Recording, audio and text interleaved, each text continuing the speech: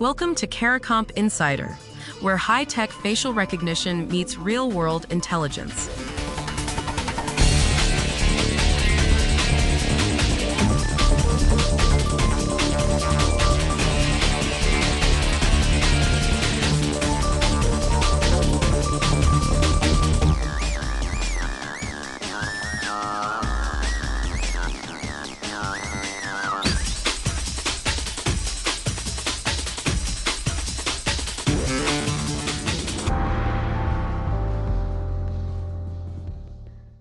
There's a study from 2025 that stopped me cold.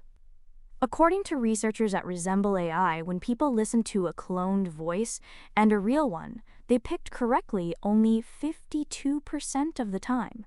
That's a coin flip. Your ears, the sense you trust most, can no longer tell the difference. If you've ever gotten a phone call and thought, "I'd know that voice anywhere," this matters to you because that instinct, recognizing a voice, used to be proof. For most of human history, hearing someone meant they were actually there. That's not true anymore. With just a few seconds of audio, artificial intelligence can rebuild someone's voice with startling accuracy. If that unsettles you, good. It should. But once you understand how it works, you stop feeling powerless. So how does a machine learn to sound exactly like a person? Let's start with what a voice actually is. It's not just words. It's pitch, pace, rhythm, the resonance in your chest, your accent, and all the tiny quirks that make you sound like you and nobody else. Voice cloning captures all of that. The system trains an AI model on a small sample of clear audio from one speaker.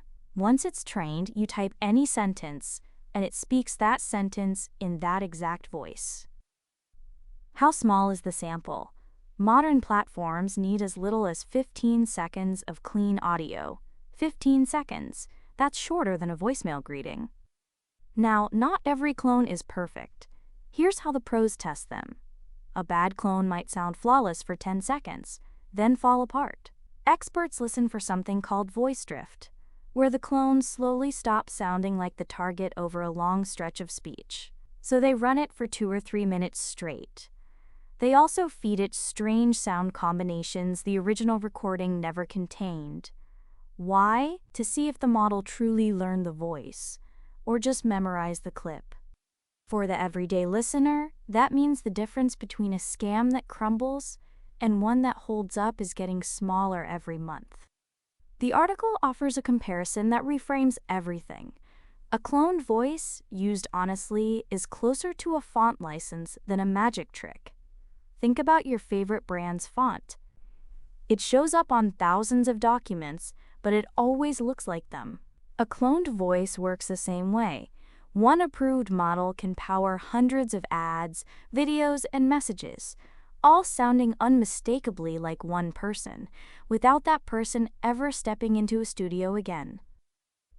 And that's exactly why the old rule breaks. We trust our ears because for decades, we could. Voice recording required the actual human being, present, speaking. That justified the belief.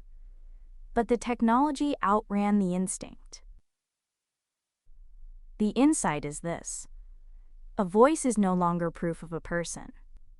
It's now a digital asset, something a company can own and control, like a color or a logo. So let me leave you with 3 simple sentences. A computer can now copy anyone's voice from about 15 seconds of audio.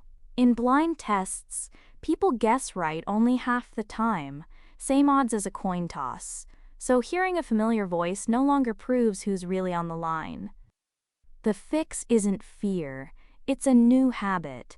If someone claims to be from a company you know, don't trust the voice, trust the context. Hang up and call back on the official number you look up yourself. Whether you carry a badge or just carry a phone, the thing your ears always promised you just changed. The full story's in the description if you want the deep dive.